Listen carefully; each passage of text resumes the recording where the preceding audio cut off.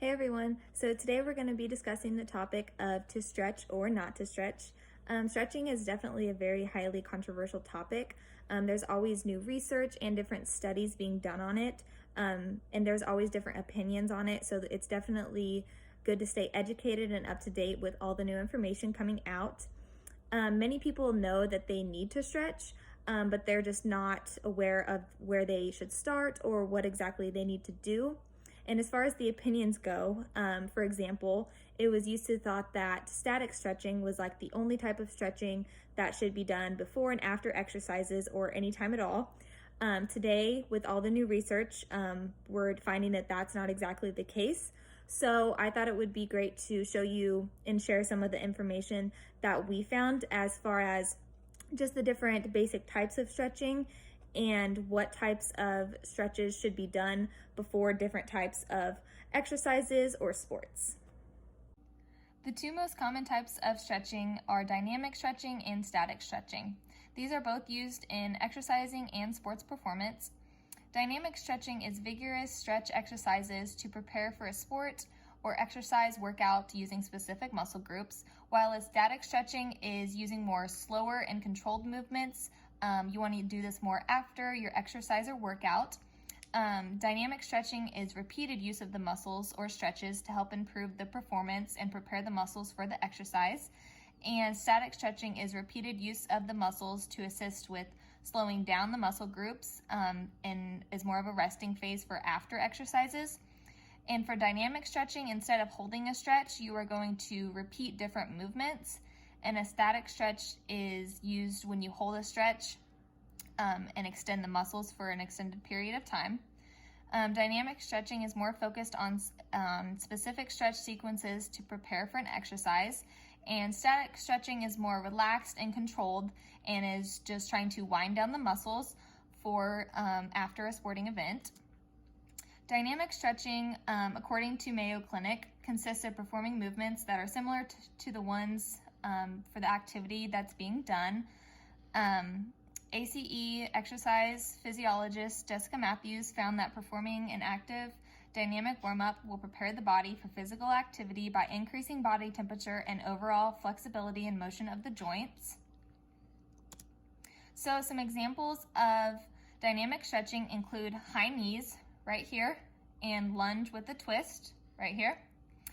So both of these movements are continuous and will prepare the body for physical activity. And if you want to be more sports specific, such as a soccer player, you could do more hamstring stretches. So static stretching. According to the International Journal of Sports Physical Therapy, static stretching is where a specific position is held with the muscle on tension to a point of a stretching sensation and repeated. This can be performed passively by a partner or just actively just by the subject, which is more normal, just like this picture right here. The lady's just holding the stretch herself. Examples of static stretching are the overhead triceps stretch right here or the standing quad stretch right here. Both of these stretches should be performed after physical activity to decrease the amount of tension in the muscles, making them relax more. This process will also increase flexibility and range of motion while making the recovery process easier. Just some statistics on pre-test and post-test of static stretching.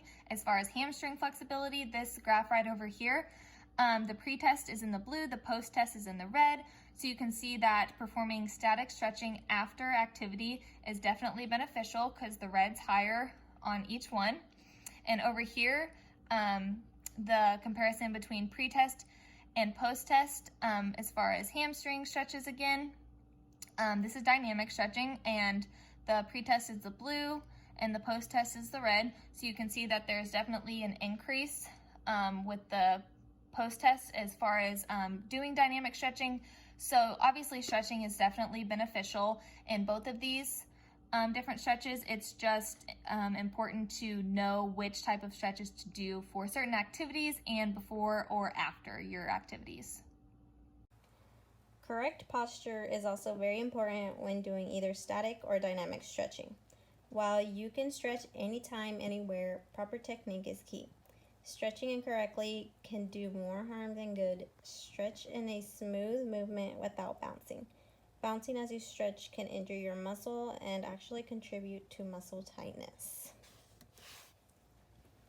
We agree that stretching should be sport specific, especially dynamic stretching. Make stretches sport specific. Some evidence suggests that it is helpful to do stretches involving the muscles used most in your sport or activity. As mentioned before, it is important to perform a dynamic stretch prior to physical activity to warm up those muscles and overall flexibility in your joints. Here are some examples that we've listed. Soccer, football, and basketball. Yes, we both agree that stretching is beneficial when done correctly and properly. We also agree that dynamic stretching should be done prior to any physical activity. And also, sport-specific stretches are to be done prior to a sport you play, if that's the case. As for static stretching, it would be best if it's performed after physical activity to decrease the amount of tension in your muscles, to help relax them, and any possible soreness in the following days.